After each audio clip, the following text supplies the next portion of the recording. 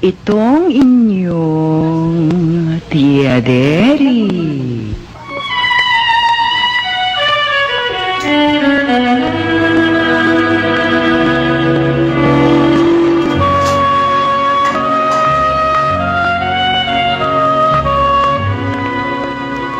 Kumusta, mga ginigiliw kong tagapakinig? Narito na naman po kami sa pagsasadula ng mga pangyayaring lumikha ng suliranin at bagabag na humitik at naging mahalagang bahagi ng buhay. Mataos naming layo ni magdulot na ikagagaan, kundi man tuluyang ikapapawi ng hapdi at kirot ng pagdurusa o agam-agam. Sa huli, ako po'y mag-uukol ng maikling panukala o kuro-kuro na sana'y makasiya sa may-ari ng salaysay, makaaliw sa marami, at kapulutan ng aral ng ibang ang isip ay hinilam ng nanghinang kalooban at nagkulang ng tiwala sa sariling kakayahang bathi ng pagsubok ng kapalaran. Ito po ang kasaysayan sa mga liham sa inyong Tia Deli.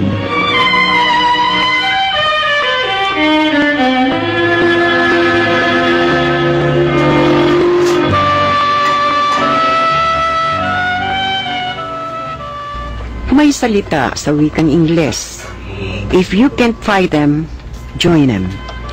Kung hindi kayang kalabanin, kaibiganin. Madaling sabihin, subalit mahirap gawin. Itong problema ng isang naninirahan sa Molave, Tondo, Maynila. Sumasangguni, ano kaya mabisang gawin? Kukublin natin siya sa pangalang Lena.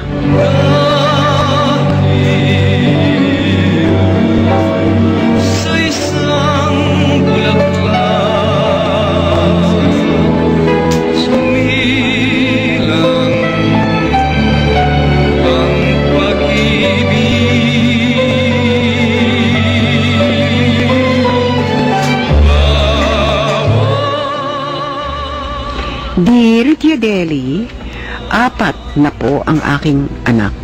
Masasabing walang problema sa asawa sapagkat napakabait at mapagmahal ang asawa kong si Bobby. Malaki ang bahay ng mga biyanang ko, kaya ang bahay na yon ay hinati sa 2 magkapatid. Wala naman ako naging problema noon sa mag-asawang Anton at Sonia. Hindi nagkaanak sina Kuya Anton at Ate Sonia, kaya sila'y umampon. Sa kanilang ampon, nagsimula ang problema ko. Ang bulaklak ko sa... Sinong pabigtar sa bulaklak na tanim kong rosas? Ma, si April po. Ano? Opo, nakita ko po siya kanina. Kinuha niya yung bulaklak ng tanim po ninyo. Naku, umira na naman ang kakulitan ng batang yun. Naku, talaga. Bakit? Si April, pinikta ng bulaklak ko. Kaya mo na. Bata yun. Kahit bata, dapat tinuturuan ng matatanda. Tama na. Yung puso mo, baka malaglag.